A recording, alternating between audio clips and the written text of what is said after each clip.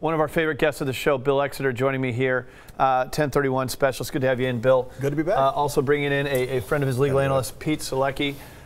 It's a great way to finish out the show here today. We're approaching tax season now. I don't think that what you do and what you specialize is necessarily time sensitive. Right. However, it's on the top of people's minds right now. They want to avoid paying taxes. Nobody wants to pay a dime in taxes more than they have to. I haven't met one person yet. Especially those who have not done a 1031 exchange. They're filing their taxes and they're finding out why they should have done a 1031 exchange. So do you see that this time of year, first quarter of the year? We see that a lot. In fact, we talked to 2 or 3 people this morning where they had no idea what a 1031 was, and their realtor didn't tell them, their CPA never mentioned it. And now they got their tax return. Bill, how is that, honestly, how is that possible? It's kind of shocking in today's market because 1031s have been around for so long. You'd think somebody would have brought it up. At least the professional involved. The realtor, this is my problem with the real estate business. There's 17,000 real estate licenses in San Diego alone. In my opinion, there should be 5,000 or less. The people that we refer, the professionals that we refer from this show, is 12. And it depends on your micro market. So that's how much we really break it down to get to who I consider the real estate elite. It is the job of the realtor to give that information, I would think. Now, of course, buyer beware, but what a perfect segue here to Pete, who's a legal analyst. Is there ever legal implications with things like this? Now, probably not. I mean, I guess this would probably be a buyer beware thing if you didn't inform your client that you're going to get just pillaged on taxes. Real quick, can you explain what the 1031 is and then have Pete speak to that? The 1031 allows you to sell rental property and defer the payment of your taxes by reinvesting in replacement property. Yep. But you have to be aware of it. And so if the realtor didn't make them aware of the fact and they just sell the property, then it's a taxable transaction and there's no way to go back. And I think the realtor maybe have some exposure. So the 1031 allows you, and here's a guide that Bill has. If you go to ExeterGroup.com, he'll give you this free guide. It's great information. If you own investment property, you need this. I've read this thing front to back, every word of it. It's great information. It's free for you as a viewer of the show. If you have an investment property, this is something you need to get your hands on, because the last thing you want to do is create a bigger tax liability for yourself just because you didn't know any better. And you can reposition the equity into a way that helps you to buy a bigger, better home. There's a lot of things you can do. Bill's the expert on that, the authoritative expert on 1031.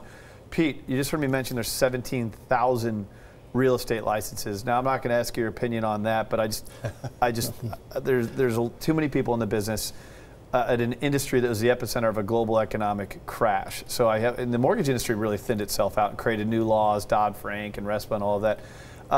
But you protect a lot of the agents. I think you defend a lot of these cases. You're also helping a lot of the people that are watching this show make sure their contracts are in great shape. So what are the things that you can provide to us as far as advice goes when we're talking about a real estate contract, buying a house, selling a house, and making sure you don't have these legal liabilities? Well, specifically related to the 1031 exchange, the agent is not going to be directly involved in the mechanics of a 1031. Yeah. They're not supposed to know it, and they don't know it. That's when they need the qualified individual like Bill to handle it. They need to be aware of what it is, however, because among other things, there are certain time frames involved. They have to build those into the contract. If they're dealing with the 1031, they need to have a working knowledge of how to make it fit within the transaction. So from a transactional standpoint, it's very important for them to have this knowledge. Although it's not something that pops up in the everyday home sale, buyer to seller. Yeah. 1031 is a niche deal, but what about some of the other things that you find yourself getting involved in on some of these real estate transactions? I mean, we're talking about big contracts, hundreds of thousands, if not millions of dollars, earnest deposits, a lot of emotion involved, a lot of inexperienced professionals guiding the ship. So I mean, what are some of the things you do? Can be a problem. But really the #1 problem that pops up in terms of lawsuits after the close of escrow has to do with failure to disclose. California has the most stringent disclosure laws in the country. We serve as a model for most of other states who are gravitating towards the California model, which requires the seller to disclose everything that might reasonably affect the value or desirability of the property. That's the standard. The addition that I did is not permitted. My slab has a crack that's just been repaired. Sellers don't like to say what's wrong with their house because they think if they do, then the buyer won't buy. Yeah, I think so. It's not true, though. Most buyers, especially if you tell them once they've made the decision to buy the house, most buyers will figure out a way to work with you. I would say half the lawsuits are not even about things that are wrong with the house, but things about used to be wrong with it and then were fixed. Why the seller doesn't want to disclose that, I don't know. Well, I understand it. They want to get top dollar, and they don't want to put that information. They're being selectively naive. They're not thinking of it the way a buyer thinks of it. Yeah. When the buyer thinks of something that's fixed as one less problem, my personal experience, I sold a house that had rats in the attic. I cleaned them up. I gave all the receipts to the buyer. Not a problem, because the buyer's concept was... Do you have to disclose that? Oh, of course. You have to disclose that you've had rats in the house? Oh, absolutely. Really? But the way the buyer thinks of it is, cool, I have a rat-proof house now.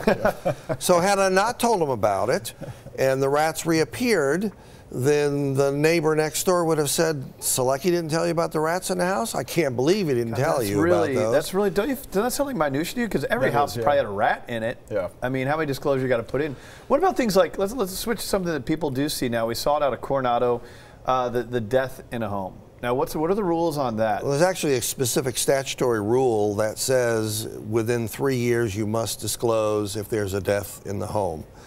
You know, when I get the question, I say, I don't care if the death was 97 years ago. Why not disclose it? What difference does it make? The only people who you're going to scare away are the people who you want to scare away. Because after the close of escrow, there's no way for them to solve the problem but to sue you. I don't know, Bill. I think I'd wait 3 years and 1 day and then sell the house. Because I know if I was on the buying side of that deal. I give you some of the outlandish examples. Yeah. Someone once asked me, should I disclose that the house is haunted? The sellers were 2 authors who had written a series of magazine articles about the fact that their house was haunted. And I said, of course you should disclose it. And what's the buyer's reaction? Cool, I've got a haunted house. Yeah, not me. There is no such thing. Not me. I'd be like, cool, you got a haunted house. The truth is, you should look at every piece of information that the seller discloses as if you're getting an inoculation from a lawsuit. Yeah. Every piece of information is a protection from, remember, the California laws are super strict with regard to this. The more you disclose, the better, and it's the agent's job. It's a marketing issue too. It isn't a legal issue. It's the agent's job to convince the seller that they're not going to lose a client that they don't want to lose by disclosing the truth about their property. It's interesting, you know, especially when you talk about how the laws are written, where you have certain guidelines and there's expiration. Just, I mean, I continue to think about the death in the home, three years, and then you don't have to. Or the rats is interesting to me as well, because everybody's had a rat in their house, maybe at some point, right? But and we got a lot of older homes here in California as well. Well, look, I've been involved in maybe a dozen rat lawsuits, and really, if you don't like rats, you really don't like rats. Been in several where Mrs. Owner has seen the rat, left the house, never to return again. Wow. So you don't want to be involved in those issues. So if the point is, if you've fixed the problem, and you tell the buyer about it and it's fixed, how does the buyer think about it? The buyer doesn't think, oh my God, I had a rat in the house. The buyer thinks, cool, I've got a rat-proofed house. So that becomes something positive, not negative. Well, honesty is the best policy, right? Well, it's also the legally correct policy. Yeah, good point. Speaking to an attorney here, legal analyst Pete Solecki, appreciate you coming in here. Sure. Referred to us by Bill, who we really trust with everything from just tax strategies, 1031, everything you guys do is really important. Great way to finish the show. So thanks, guys. Appreciate it. My pleasure. Pete, thank you as well. Thank you.